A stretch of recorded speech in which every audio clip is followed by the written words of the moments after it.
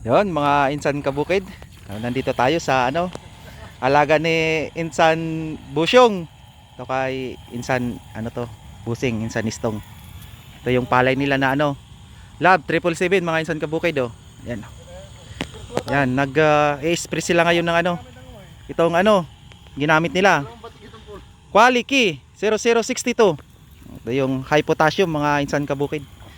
Tsaka naluan nila ng Gold Rush. Ito Gold Rush.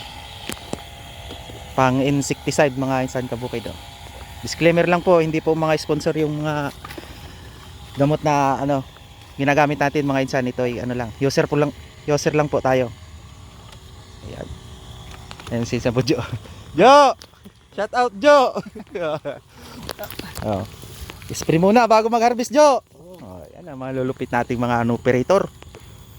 Ayan ang team insan. Pag umaga muna, spray, abono. Tapos mamaya pag harvest naman. Ayan, multitask talaga yung team insan mga insan kabukid Ayun, matataas na yung palay ni insan Ayan. Ang sukat nga pala nung quality yung 0062 is 5 scoop. Saka yung Gold Rush naman is 60 ml daw mga insan kabukid Pinaghalo nila yung mga gamot. Ayan.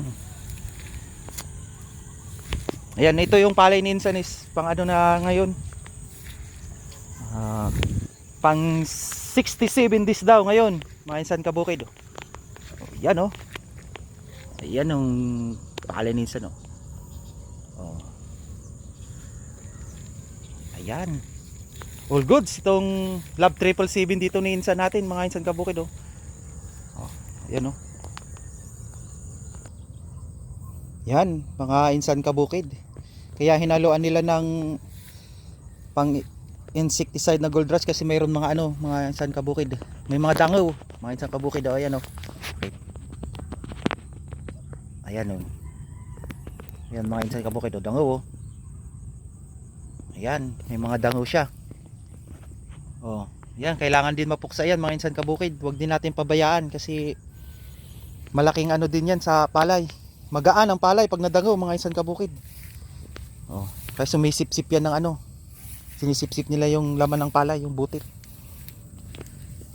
Kaya nagiging ipa yung mga palay natin. Yun mga insan kabukid. Last na pa-spray ngayon ni insan. Kasi pang 67 days na tong palay niya. Lab 777 mga insan kabukid So lukuyan na kumukuha ng mga dawa nagbubuo yung dawa Kaya yung tayangaw ayan nandiyan yun mga insan Yan ang wag pabayaan yung mga dangaw. Yun mga insan kabukid. All goods mga insan. Ayan Yan, salamat sa suporta nyo. All goods.